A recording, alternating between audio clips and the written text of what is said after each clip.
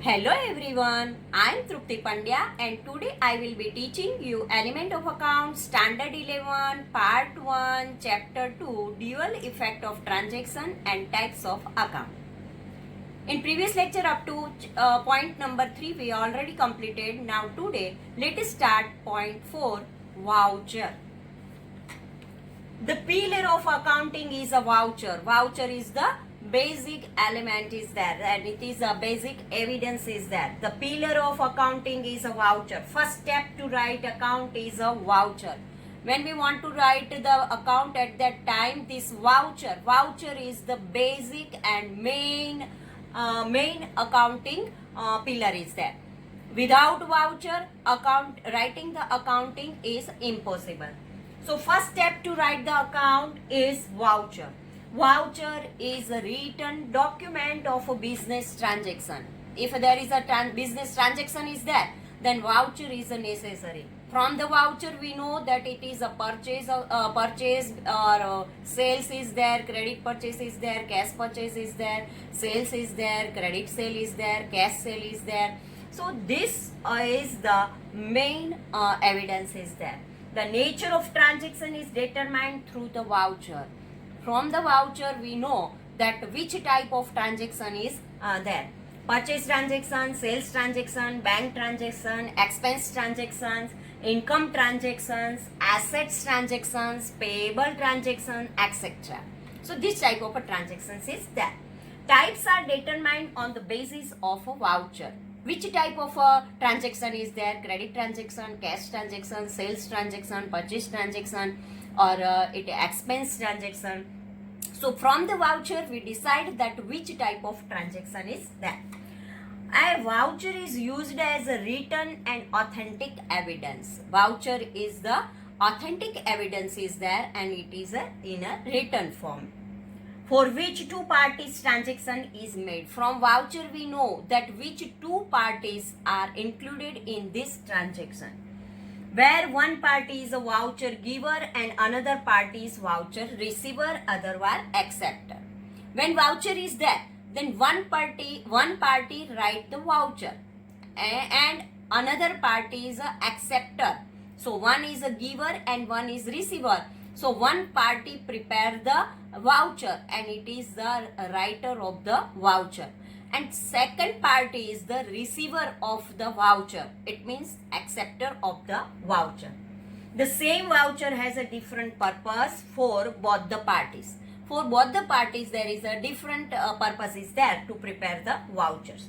After recognizing the nature of transactions are recorded in the books of a business as per the applicable rules of accounting. One time from the voucher we know the transaction and its nature, and afterward from the voucher in the accounting book this transaction is as per the applicable rule we apply and then write the in books of account. In the wide meaning of vouchers, the following can be included in voucher. In voucher, which things are included? First, types of voucher. Which type of vouchers are there? First, sales bill, voucher of sales of goods. Sales bill means voucher of when goods sold by the businessman at that time. This type of voucher is there. Purchase bill, voucher of purchase of goods. When a trader purchases the goods from the supplier, at that time this type of bill is there. Credit note, not for sales return. Debit note, not for purchase return. Counterfoil of check, evidence of cash withdrawn from bank. Counterfoil of check means one side from the check there is a counterfoil is there. So which amount, how much amount cash withdrawn from bank. The pay in slip, voucher used to deposit the cash in bank. When we want to deposit the money in the bank, at that time pay in slip is there. We write the pay in slip and deposit the money in our bank account. This is a counterfoil of check. When we write the check, and at that time one information is in a 1/4 part of the counter. It is called the counterfoil of a check. In this we write all the information about the check and amount. Receipt issued, written certificate for amount received. Receipt issued, when we issued the receipt, at that time written certificate for the amount which we received. Receipt received, written certificate for amount paid. Receipt received means when we paid the amount, at that time we received this type of a receipt. And receipt issued means written certificate for amount when we receive. When we receive, at that time receipt issued, and when we paid, at that time receipt received. Expense bills, evidence of a expense paid by check or cash. When any expense is there, at that time we paid the amount, and when we paid the amount, at that time it is a cash payment or by check. It is payment is there. So this type of a expense bill is there. It means when we make any type of expense is there, trader make the expense, at that time this voucher as a expense bill is there, and it is a evidence for which type of expense is there. Expense is by cash or by check is there. Now, component of a voucher. How many components are there for the voucher? Generally the following content component is covered in a voucher. Each component has a significance from the viewpoint of accounting. Name and address of voucher issuer. Who issued the voucher? The name and address of the voucher issuers are there. Name and address of voucher receiver. Who received the voucher? So name and address of voucher receivers is also there. Afterward, date. On which date this transaction is occurred. Serial number of voucher. Voucher's number is also there. Amount in figure and words. When we write the amount, at that time this amount is in figure and in words is also there. Signature of a bill prepare. When the issuer prepare the bill, at that time signature of issuers are there. Signature of bill receiver. When acceptor accept the bill, at that time signature of acceptors also there. Wherever necessary. Type of voucher. Which type of voucher is there?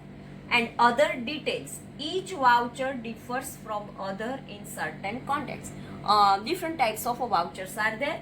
Thus the other details differ from each other. And so different vouchers there is a different type of content is there. Components are there. Now we know that there is a dual effect are there. When transaction is there, at that time dual effect is there. And under double entry system, as per its name itself, two entries are done for each transaction. Dual means two. When there is a transaction is there, at that time dual effect is there, means double entry is necessary. And normally business transaction is also between two parties.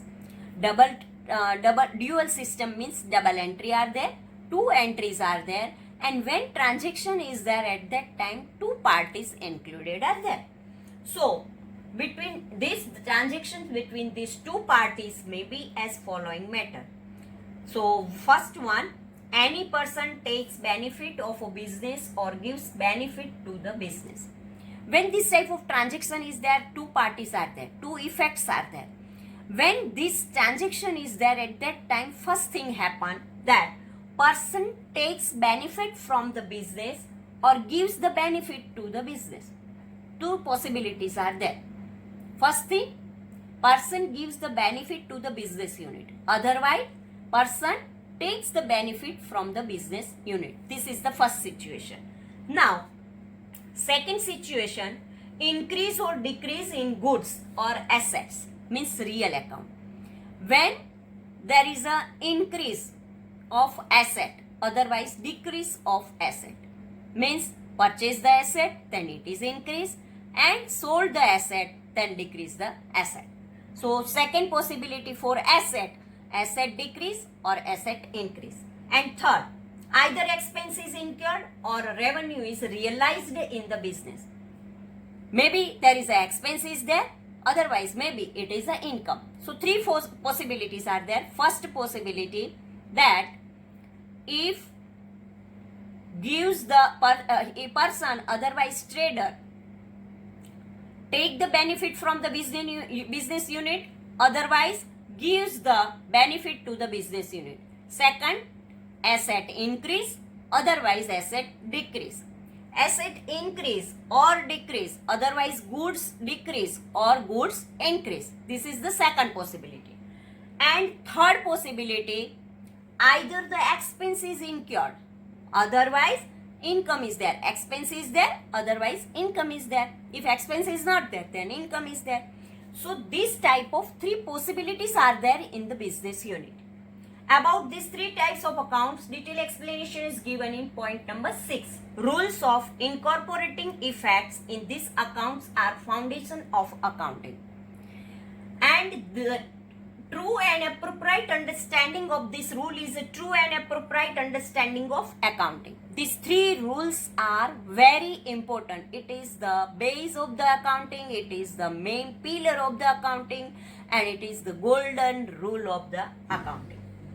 Now, as and when business transactions take place, two effects emerge from it. These effects should be studied keeping in mind the above mentioned explanation. Let us understand the dual effect accounting with the following illustration. We take first illustration. Illustration number 3. Which two effects would take place for the following transactions? Explain. If there is Manoj commenced a business with introduce of capital of rupees 20,000.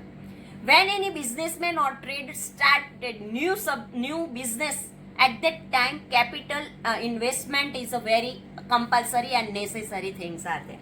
So here Manoj commenced a business with rupees 20,000. So rupees 20,000 is a capital for the Manoj. Manoj is a trader and Manoj introduced the capital. It means Manoj invested the capital of rupees 20,000. So here first transaction, business commenced, the transaction occur. Manoj started a business with rupees 20,000. Here which transaction is there? Business commenced with capital of rupees 20,000. And first effect, cash comes in. Effect on cash. Because when business started at that time in a business unit, cash comes. And second, who gives the cash to the business? Owner. Owner introduced the capital. Owner invests the capital. It means effect on capital account. So two effects are there. Cash increase, capital increase. Cash increase, capital increase. So here, when owner introduced the capital at that time, cash also increase and capital also increase. Now second transaction, there is given the account is opened with the State Bank of India by depositing rupees 40,000. Here 40,000 rupees cash deposited in a State Bank of India. Here what happened? Transaction, bank account opened with SBI, State Bank of India, rupees 40,000.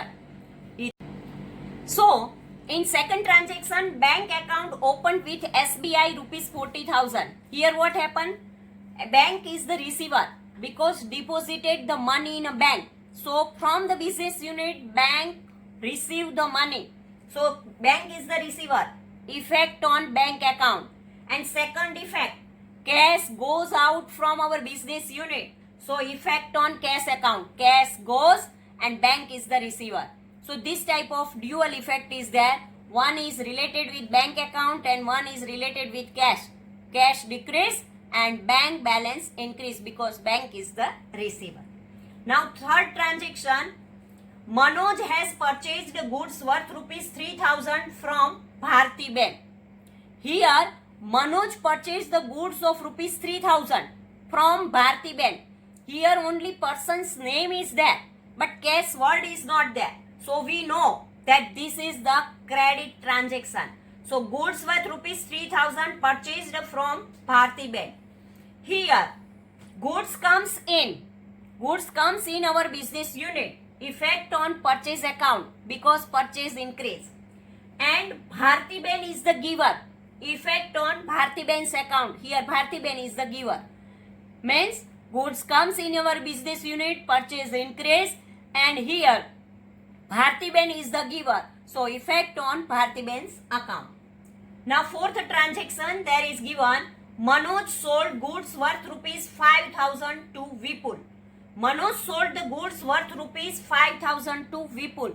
Here also in this transaction, cash word is not given. It means this is a credit transaction. And when there is a credit transaction is there, Vipul is the receiver and goods goes from our business unit. It means our purchase decrease. So here goods worth rupees 5,000 sold to Vipul. Here Vipul is the receiver, effect on Vipul's account, and second effect, goods goes out from our business unit, effect on sales account because our sales increase. Vipul is the receiver and sales increase because here goods goes out from our business unit. Now fifth transaction, goods sold worth rupees 2,000 for cash. Here cash word is there, so transaction of a selling is there, but cash transaction is there because here cash word is specified. So this is the cash transaction. Here what happened? Goods goes from our business unit. When goods sold, at that time goods goes from our business unit, and second thing, cash comes, cash increase. So cash comes in our business unit. So here we have to write this way.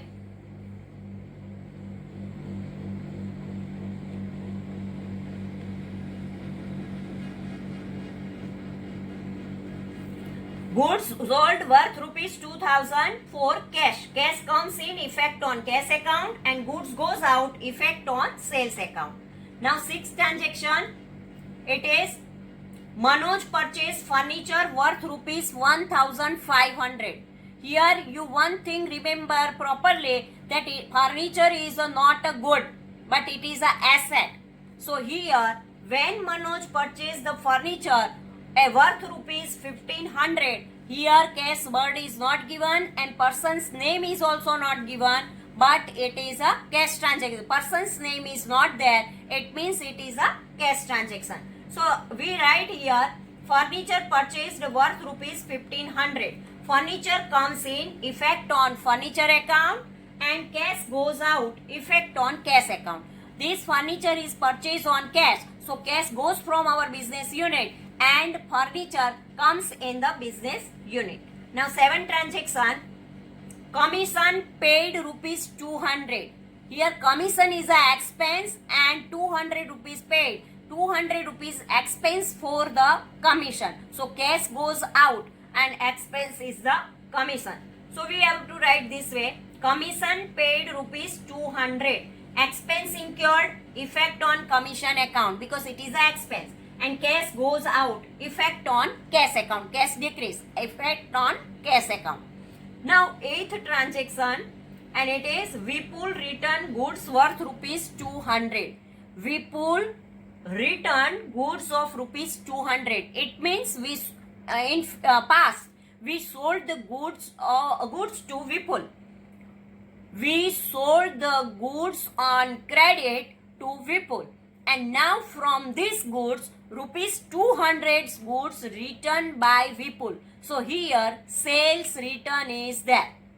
So here Vipul is the giver, and what happened here? We see goods return worth rupees 200. Vipul return goods worth rupees 200. Here goods sold come in. It means sales return is there. Goods sold come in, effect on sales return account, because in past we sold these goods on credit and now this goods is returned. It means it is a sales return. So sold goods come in. So here Vipul return goods rupees 200. Goods sold come in, effect on sales return account, and Vipul is the giver, effect on Vipul's account. Now ninth transaction, and it is Manoj return goods worth rupees 150 to Bhartiben. Now Manoj means trader return the goods worth rupees 150 to Bhartiben. It means in past Manoj purchased the goods from the Bhartiben on credit. So on credit purchase is there, and now Manoj means trader, businessman return these goods. So this type of transactions we write here. Goods of return worth rupees 150 to Bharti Ben. Here Bharti Ben is the receiver. So effect on Bharti Ben's account, and in past we purchased these goods as a trader. Manoj purchased these goods and now he returns. So it is a purchase return. Goods goes out. Effect on purchase return account. Goods goes out and effect on purchase return account. Now 10th transaction. Here it is given. Check of rupees 2,850 issued to Bharti Ben.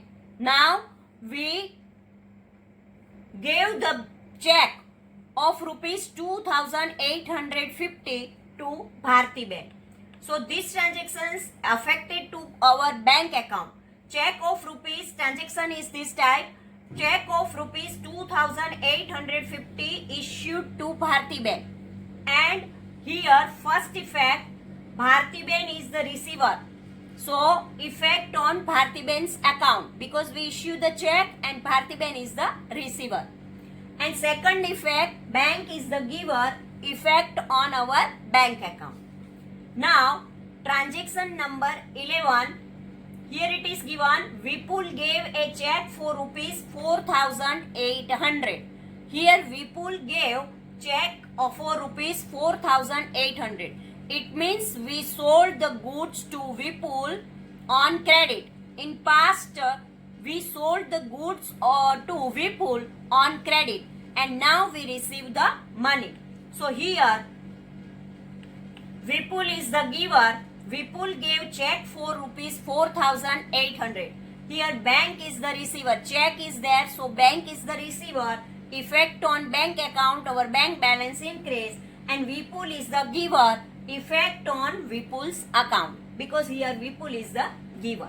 This way, above mentioned transactions are business transactions by Manoj. Manoj is a trader, Manoj is a businessman, and by Manoj, these all the transactions are there. So the explanation of the dual effect we find out. First effect and second effect. Which type of transaction is there and what is the first effect of this transaction and what is the second effect of this transactions we write here. So we complete this illustration and after having knowledge of the first effect and second effect of a double entry system, let us take information about the types of accounts and their rules.